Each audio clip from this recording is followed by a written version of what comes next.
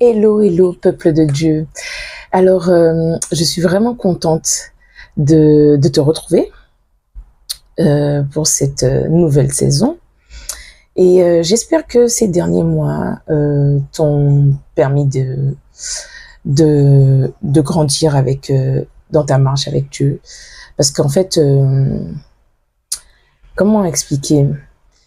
Là, les jours passent vite, les mois passent vite. Et on va commencer la vidéo avec quelque chose de clair et net. Jésus revient très très vite. Donc pour ma part, il n'y a pas de trêve, de pause, quoi que ce soit. Même les temps de pause, comme on pourrait les appeler, ce sont des moments en fait qui doivent encore plus nous rapprocher de Dieu, où on doit continuer à se poser des questions pour grandir en fait.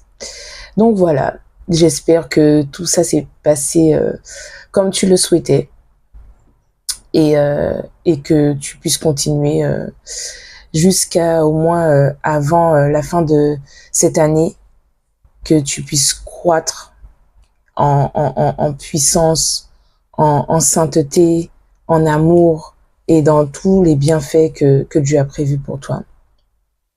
Alors en fait aujourd'hui le thème c'est l'entrepreneuriat et bien évidemment c'est un thème qui est vaste, c'est un thème que l'on voit un peu partout et Dieu m'a mis à cœur des points précis parce que tout le monde ne vit pas cet appel ou cette mise en place avec le Seigneur pareil.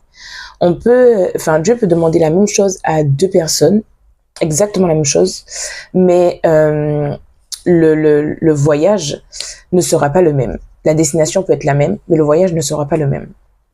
Et en essayant d'être à l'écoute de ce que Dieu voulait te partager, te dire, Dieu m'a donné 3 mots.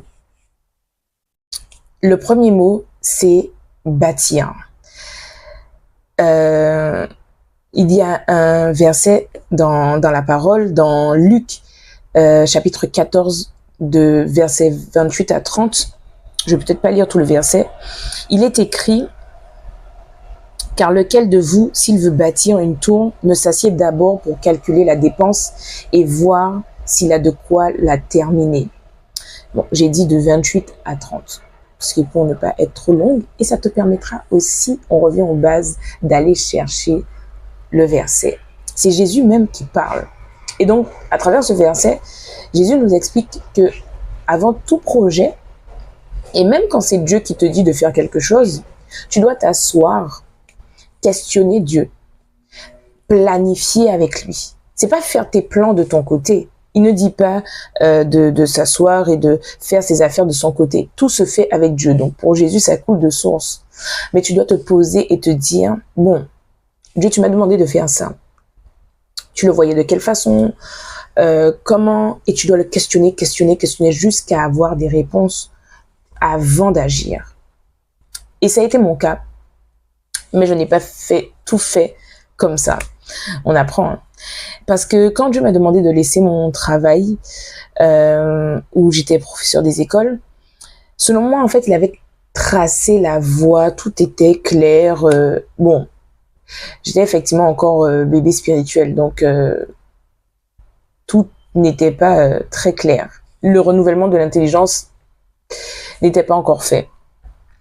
Et donc, avec les instructions de Dieu, parce que je savais que c'est Dieu qui avait mis ça dans mon cœur, je sors de ce travail.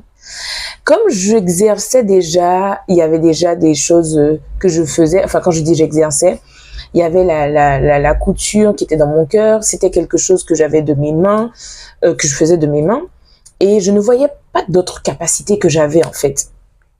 Et donc pour moi, c'était tout naturel que c'était vers là que le Seigneur me mettait. Pas forcément m'appelait parce que ça n'a pas à voir avec l'appel ou la destinée. C'est beaucoup plus vaste que ça et c'est quelque chose de beaucoup plus voilà. Mais c'est quelque chose qui me mettait à cœur. Du coup, j'y étais directement. Tout ça pour te dire que Dieu peut te donner une instruction, mais si tu ne veilles pas à ce que cette instruction soit nourrie quotidiennement, en permanence, sans cesse avec le Saint-Esprit, tu peux lâcher la main de Dieu sans prendre garde, sans faire attention. Et ça a été mon cas, parce que j'avais reçu cette instruction. En fait, j'avoue qu'il n'avait rien à voir avec l'entrepreneuriat, mais j'avais reçu cette instruction. Mais dans ma tête, je me suis dit, forcément, il y a si je lâche quelque chose, c'est pour prendre quelque chose derrière, il y a un revenu, etc., etc. Dieu ne va pas me laisser comme ça. J'avais pensé à la place de Dieu, en fait. Et je me suis dit, tiens, je vais faire telle chose. J'avais fait mes plans. Donc, Jésus dit de bâtir, de faire ses plans, mais c'est pas ses plans à soi, c'est les plans selon Dieu.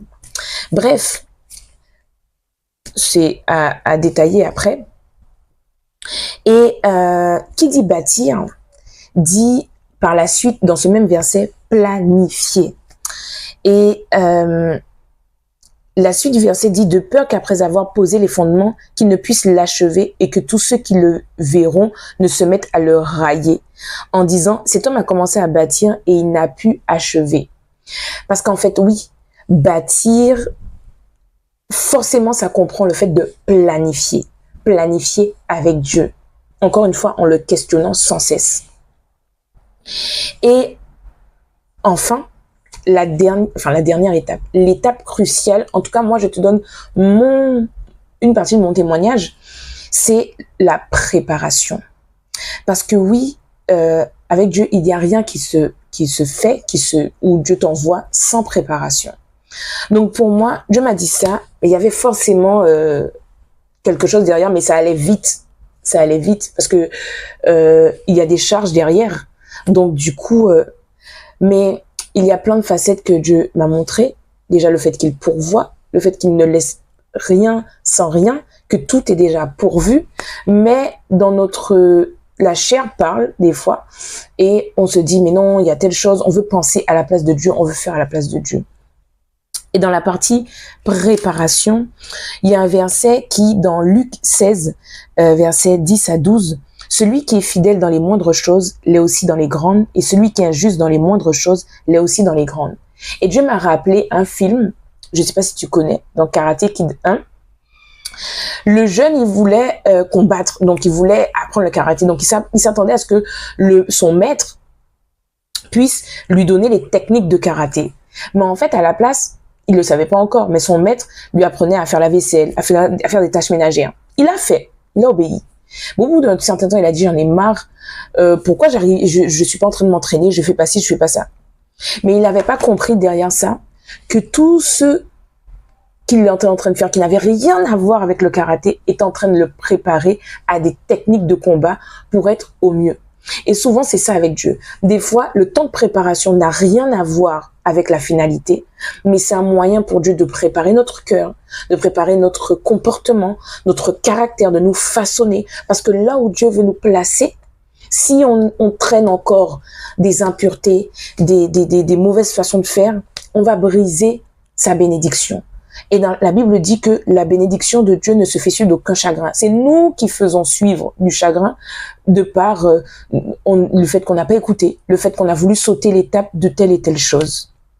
Voilà, c'est une partie de mon témoignage pour te dire que oui, Dieu nous appelle à certainement faire beaucoup de choses avec lui, mais il y a des points clés qu'on ne peut pas laisser de côté si on veut arriver, si on veut pouvoir bénéficier d'un voyage en paix, en repos.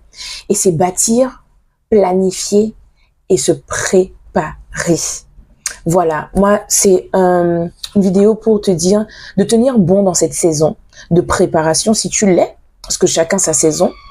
Le timing de Dieu est parfait. Surtout, de ne pas se comparer aux autres, de ne pas voir si un tel est plus avancé, de le laisser faire. Car plus on lutte, plus tu luttes, plus le temps de purification est long parce qu'il faudra revenir en arrière. Alors fortifie-toi, prends courage et plaisir surtout, parce que la vie n'est pas faite pour être subie ou même dans les afflictions. La vie est faite pour être dans le repos et dans la paix de Christ. Alors, grâce et faveur sur ta vie et à la prochaine.